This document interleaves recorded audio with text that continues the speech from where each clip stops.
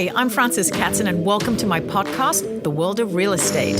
In this series, we will explore the world's largest asset class and how it plays out on a global scale.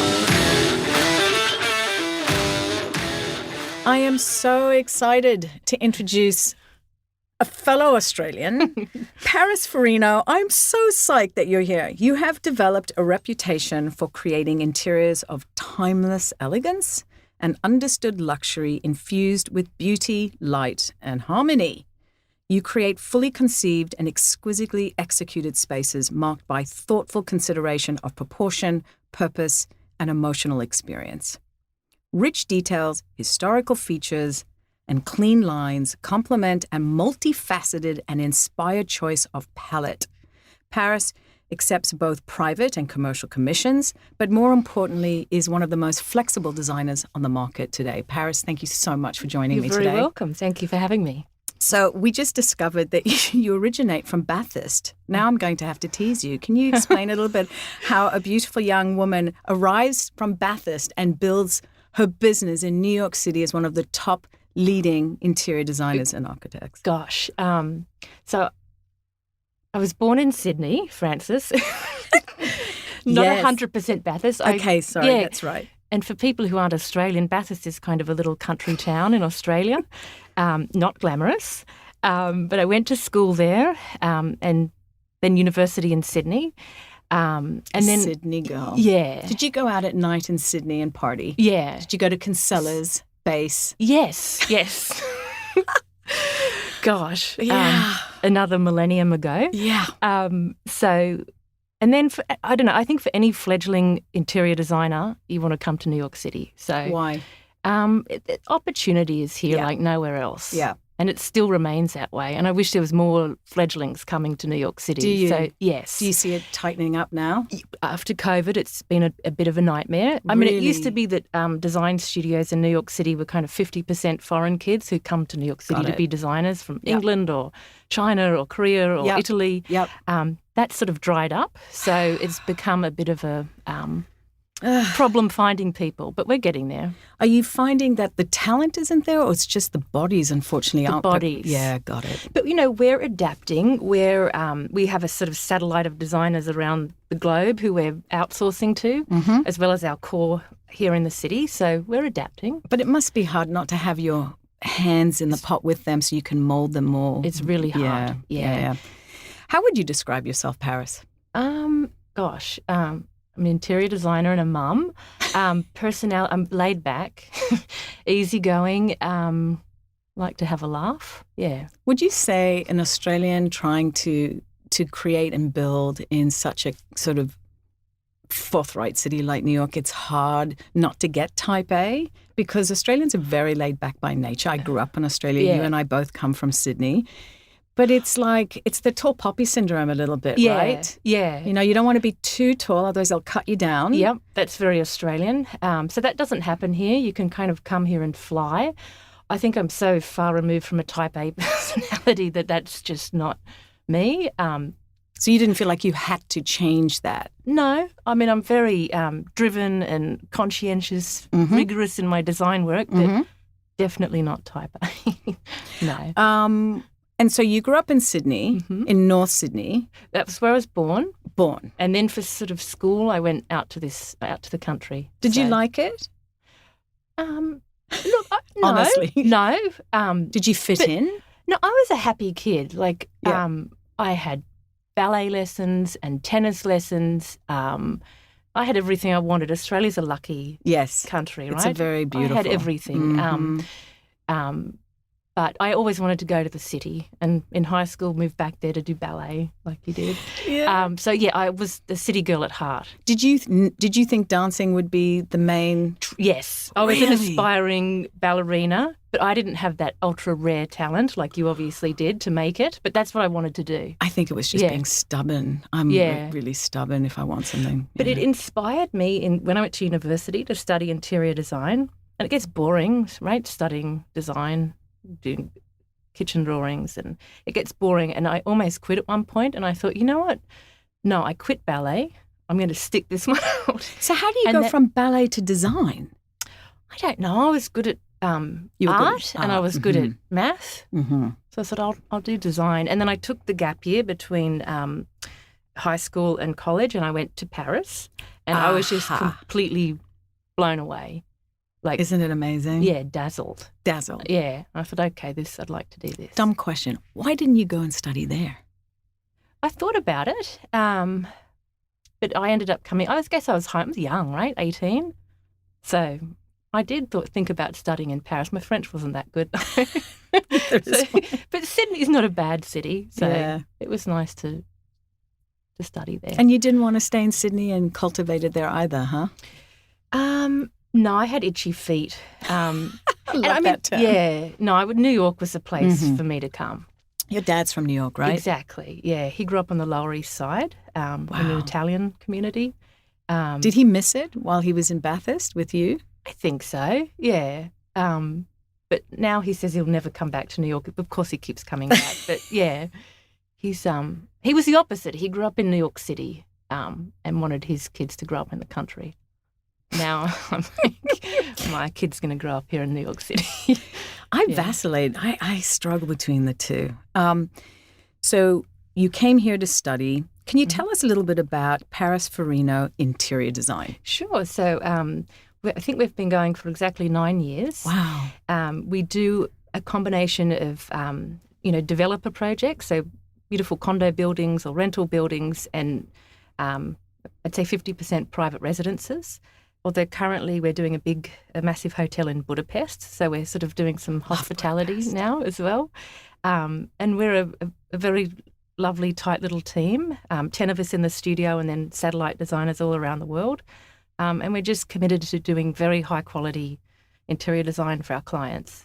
And what was it like, to break into the new construction, new development side and the commercial side? How hard was that? It was easy. I worked for Setra Ruddy for 8 years. Nancy, yes.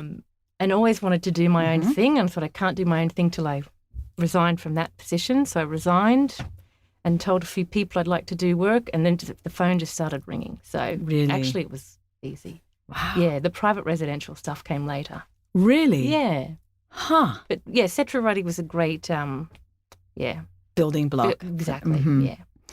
You've built a company with an impressive roster of designers. How would you describe your day-to-day role within the company now? Yeah, so I manage clients. I manage my staff. So that's a balance. And the clients definitely want Paris. So I'm very involved in all of the presentations and the meetings and managing those relationships, mentoring the staff. And then in between, I'm doing designs. Like I'm actually doing palettes and furniture plans. And isn't it a lot? It's a lot. Suddenly you come out of being a designer and suddenly you're managing. Yeah. And managing is not necessarily something we're built to do if we're a talent in the design. Yeah. You get used to it pretty quickly. You have to. Yeah.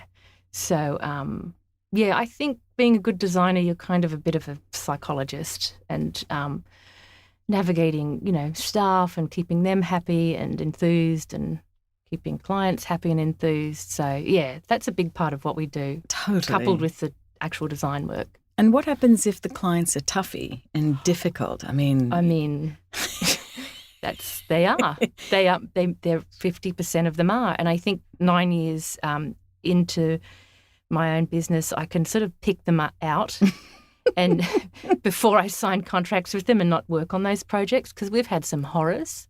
Have you? Yeah. What are we talking? Like just really mean-spirited people.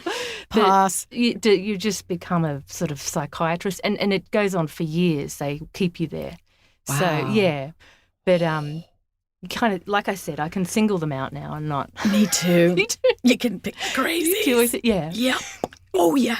I think the big question for people in real estate is how important is design and the designer as part of the elevation of the real estate asset? And I would say that this is probably one of the most important components to making the full ingredient hit its perfection. Yeah, and that's your marketing and branding people say you need that brand, right? You've worked really hard to cultivate that brand. Yeah. You need that brand. And for me as a designer, it's that you're spending tens of millions of dollars building out these apartments. Let me put thought into it, and then you're building tens of millions of dollars of beautiful design. You can spend tens of millions on awful design too. So believe me, I've seen it and I've had to sell it. Yeah. Oh, okay. Having money doesn't mean you have good taste. Yeah. Wow. And I think that's yeah. You know, you've got a very sophisticated mix between classical but knowing how to pare it down. Yeah. I've watched you do, herringbone, but make it fresh and young. I think that's what we're known for. That's sort of our signature. But of course we can adapt to different markets as well. We're doing 2 huge buildings in San Francisco, which have more of that sort of West Coast vibe. Like we'd never do a herringbone there. No. So the location and the architecture speaks to us, and the decisions that we make. We'll make different decisions for a condo building uptown than we would downtown. Totally. So. Do you like being pushed that way? Like, do you like being stretched in the San Francisco way, to kind of push that? Yeah, it keeps things fresh, right? I don't want to just do the same design every time. Keeps things fresh and interesting. Would you say there's a signature to what you do in each design, and what is that? It's a good question. I think you can see a designer's hand. I don't know why, but yes. And like you said, it's clean lines but with detail, melding sort of historical details with more modern ones. I didn't articulate that very well, but yes, I think you can see our hand in everything we do. What is it for you? What do you think it is? It's that? Yes. That crossover. Yes, the balance. Yeah. What's your favourite project? So, we've done so many in our 9 years, but we just finished a beautiful home in Beverly Hills for some good friends of mine, and it turned out beautifully. Did I see that on AD? Yeah. Yeah. You used a lot of pink. Yeah. It was beautifully done. Client wanted pink. It must have been hard No, to it wasn't. do. No? It was so fun. I love using colour. And the clients were so happy and so appreciative. Yeah. They also didn't micromanage. They're like, Paris, here's our vision. This is what we want, but you're the expert. So it was a really nice process, and it looks so beautiful. It looks so warm. And they're so happy. That bookshelf is great. So how would you describe the design of your city home? Given that you do so much for everybody else. I always love to ask, what's your home like? Exactly what you just said. So we closed on a beautiful property in February of this year with the intent to renovate it and decorate it and move in August 1. And of course, I was too busy doing my clients' homes. So it's like the cobbler's child with holes in their shoes. So we're living there. It's unrenovated. It looks awful. But the intent is to move out next summer and do all of that. And I absolutely need to practice what I preach. And it's going to be beautiful. Wow. So I'm going to design a lot of the furniture myself. I have a penchant for Scandinavian vintage furniture, which I'll then upholster in beautiful contemporary fabrics. So I'm excited about it. Have you already started accruing the pieces? Yes, started accruing. They're in storage. Yeah. But next summer. That's exciting. Yeah. What was your first job? Okay, you're going to laugh. So after high school, I was a checkout girl at Woolworths. Way to go. I love that you just talk about it. It's like we don't want to admit. No. Look. And then in between, so that was my first job. In between high school and university, I took a gap year and I was an au pair for about 2 weeks. Wow. I mean, I was 18. I needed an au pair looking after me. I was too young. I would never let my child with an 18-year-old. So that lasted 2 weeks. Because of you or because of the... Well, I said, you're a child at 18. You shouldn't be looking after a child. So, that didn't work. And then I worked all during college for an interior designer. So I worked full-time. I was pretty driven to work. So that was invaluable. Yeah. Yeah. When did your love for interior design begin? Then? Or was it just during your schooling? Yeah, I mean, I was always obsessed with decorating my bedroom when I was a little kid. I really was. I had, designed where the shelves would go and where my dolls would sit and That's the amazing. shade of pink. So it was something that was sort of innate. Yeah. But then again, when I went to Paris between high school and university, and I was just blown away by the beauty and the architecture and the spaces, that's when, that's what I'll do. What advice would you give someone just starting out in this career? Yeah. So it's going to be boring. You're going to do construction drawings. You're going to sit at your computer doing CAD and SketchUp, but you do it. You need to learn how to draw.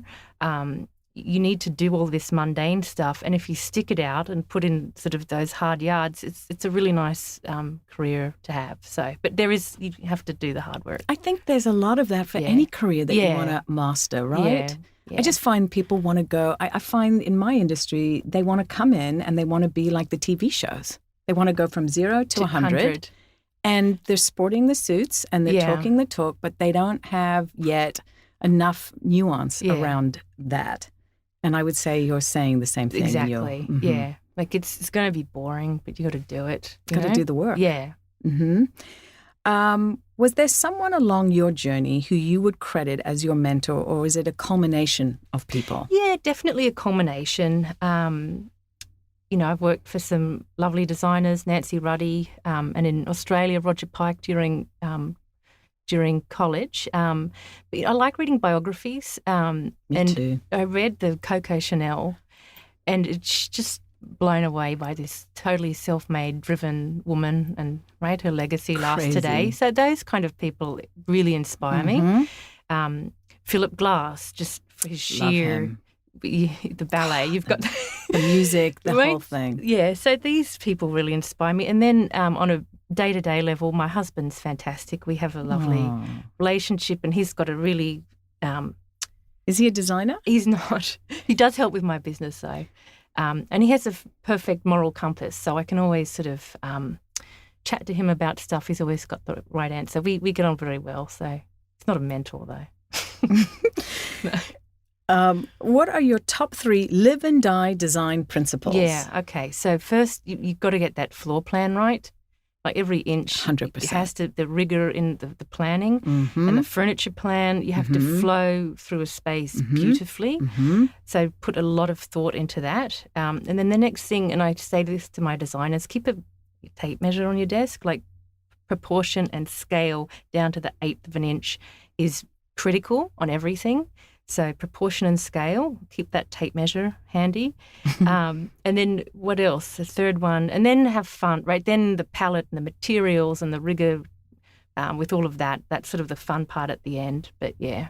I would have to say the floor plan for me is the make or break. Of course. I mean, we bought a home in an Emery Roth because of the proportion. Yeah. Because it's like a candela. It's just beautiful, big, oversized rooms. Lovely. Because new construction sometimes cheats you. It's like, they want really? To get, Tuna can with a smile. I know.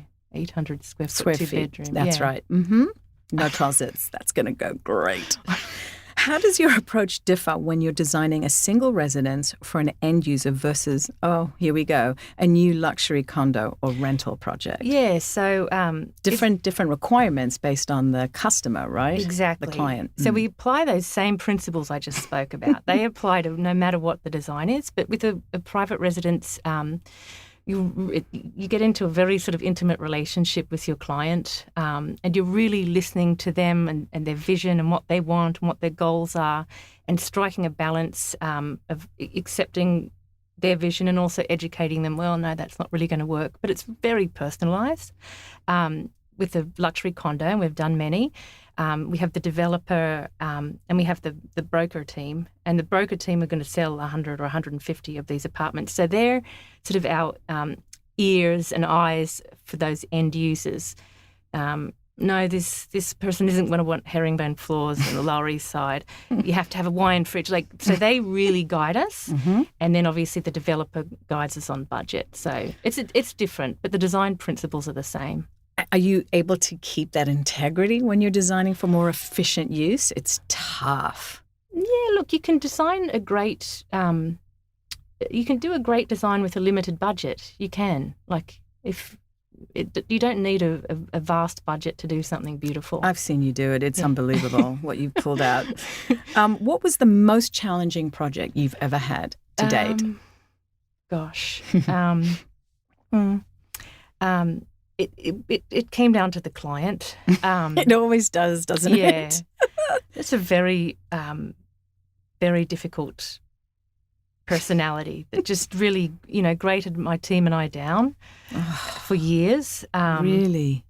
So, sort of a bit traumatised, don't really talking about it. But, it comes down post-traumatic stress to the client, But generally, and currently, we have an amazing roster of people that I love working with, so, yeah. Do you find that you're now in a place where you will just say, I think you mentioned it, I just won't engage, I'm like a psychiatrist, I can kind of suss it out in the very beginning. Got it. Mm-hmm. And do they ever react to the fact that you won't take it on? Or have you been very diplomatic? I'll be diplomatic. Yeah, got it. Yeah, I won't say you look like a psycho. I'm not. I'll just say, look, we're too busy at the moment. It's kind of yeah. What's one wild work story that people don't know about?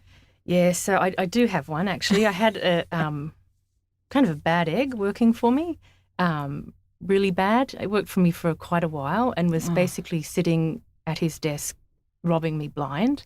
He was a criminal. Are you serious? I'm actually serious, yeah. And it went on for a long time. How did you find out? I caught him in a lie at the end. I caught him in a very obvious lie. Wow. And my husband's like, well, maybe if you sort of call him out and then, he'll become, very loyal. But hang on, not only have I caught him in a lie, but everything he says is going to happen falls through. He wasn't a designer. He worked in another department. Everything falls through. So we let him go and then, cut him off from his email, and then the floodgate opened of just the criminality of this person. It's terrible. And how long had he been infiltrating your company? A year. I mean, but the lies, But anyway, I turned him into the police, and he spent a night in the prison there. Oh, so my Lord. How long ago was this? A couple of years ago. I'm so sorry. No, There's that's all right. worse. It's kind of funny and inside, but yeah. I have to tell you, I hired someone who basically stole all my logins and passwords, and I found out she was wanted and in many states, and I was tracking her on my accounts because she was every time I change it, she'd hack in and get the new credentials. So it was it was a year of that too. Yeah, it's really fun. And because people say, well, didn't you know? Like my mum says, it takes one to know one. Like I just couldn't have imagined. I can't have conceived of it. So yeah. I'm sorry. That sounds really kind of a wild horrible. story. If you want a wild story, that's that's pretty intense. If there's a dream project you missed out on, if so, what happened? Yeah, so it was towards the beginning of opening my office, and we were presented with a beautiful condo building in Soho. We were about to get the job, and then it didn't happen, and I was sort of devastated. But then, you know what? A week later and 2 weeks later, we got 2 more condo projects, and there was a couple of big hotels. We were down to the final 2 and we didn't get it. And then we got the hotel. So they just keep coming. It doesn't matter if you lose some. Nice. Yeah. If you're not working, Paris, what are you doing? So I'm playing with my 5-year-old. Yes. Yeah. I love to cook. So I cook not after work, but like on the weekends. Yep. And I play Scrabble with my husband and I. I love Scrabble. What's your dish, by the way? What's the cooking dish? Is it an Australian roast chicken meal? Are we talking? No, I like doing roast. I made a beautiful peppercorn sauce with steak on Friday night, like cooking for hours. A peppercorn sauce, that was nice. Yep. But really anything. And I'm obsessed with Great British Bake Off. So I like baking too. I wish I could bake. I can cook. I can't bake. Oh, really? I'm lousy. And you're good at it because you're good at math. It requires measurement and actual discipline. If you can read, you can bake. You just follow. That's what I try. My daughter's like, Mom, this is really bad. I'm like, okay, just throw it away. It's fine. And I like watching ballet, and I'm so impressed that we're a professional dancer. I'm Thank you. blown away. That's God. It takes a very rare talent, more than just determination. I have to tell you, when I go and I try and swing a leg now, No, I'm it's like, impossible. I can't believe I even did this. know. It's like, what was I thinking? Oh, that's right, I wasn't. I was just doing.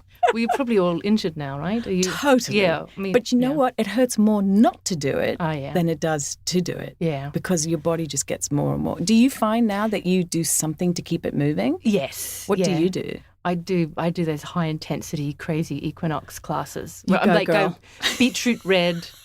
I'm always dying at the end of it. But no, just the oxygen flows. Yes. So, yeah, that's what I try to do. And then it's just like, honey, give up. For me, it's like, stop it.